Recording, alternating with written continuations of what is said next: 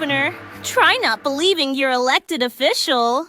For more than a decade, the author Chris Osman has tried to convince people to be analytical and to consider anecdotal evidence when listening to their leaders of choice. In that regard, Mr. Osman wanted voters to compare the words of their candidate to the world in which they, their family, and their friends lived. The greatest contrast he pointed out was the disparity between the economy that wealthy leaders, news pundits, and reporters implied with their words and the economy as witnessed by the majority of the public. In that case, those rich elected officials, news reporters, millionaires, and billionaires are viewing the economy behind a surging stock market or a surging housing market or some other surging investment of which a minority of people, the rich, own.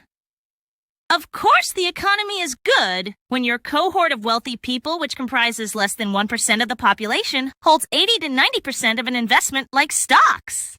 Of course, your financial future is bright when you own 10, 20, 30 or more residential or commercial properties, and real estate is climbing year after year. Of course, inflation is transient when you have so much money that eggs increasing by 65% has no impact on your budget. If you can afford a decommissioned missile silo condominium, the economy is your friend. If you can fly away from any turmoil in any country, anywhere on planet Earth, your economy is great. Why do you think CNN and MSNBC never have people earning an average annual income of $40,000 to $70,000 on the nightly panels? And it's not even that they're lying. It's that they're so out of touch that they can't even comprehend your plight. That is, until your plight becomes their fate. You ever wonder why Nancy Reagan was such a proponent of Alzheimer's research? So, the task is simple. You don't even have to analyze what your favorite candidate or leader says.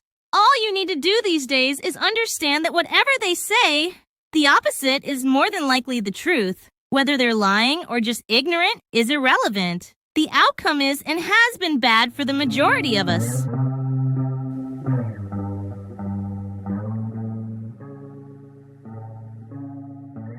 There are plenty of people reporting and complaining about our leaders and their failures. How many are offering or even pointing to any solutions?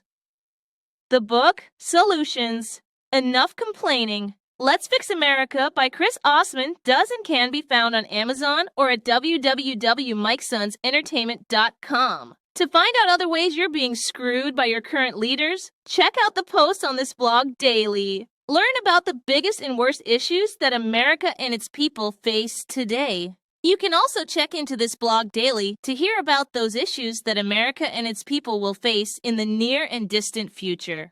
If, however, you would like to discover possible solutions to either mitigate the worst impacts of these issues or solutions to avoid them altogether, keep listening. The problems we face are not as complicated as so many leaders and news reports claim.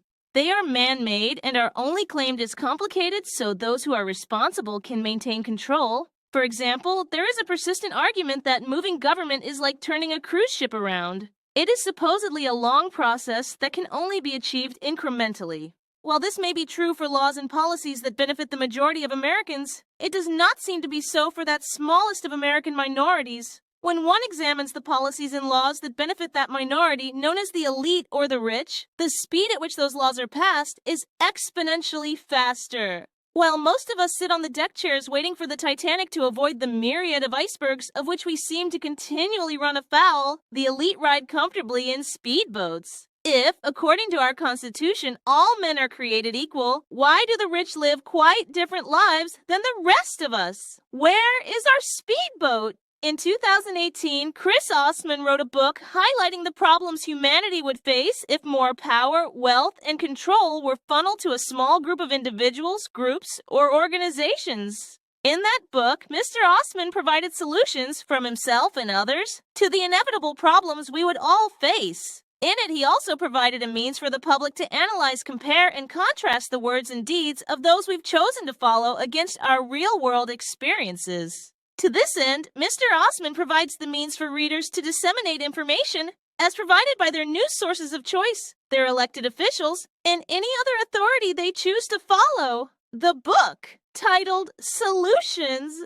Enough Complaining, Let's Fix America, offers a means to hold leaders up, not just to a higher standard than is currently accepted, but to one that will improve lives.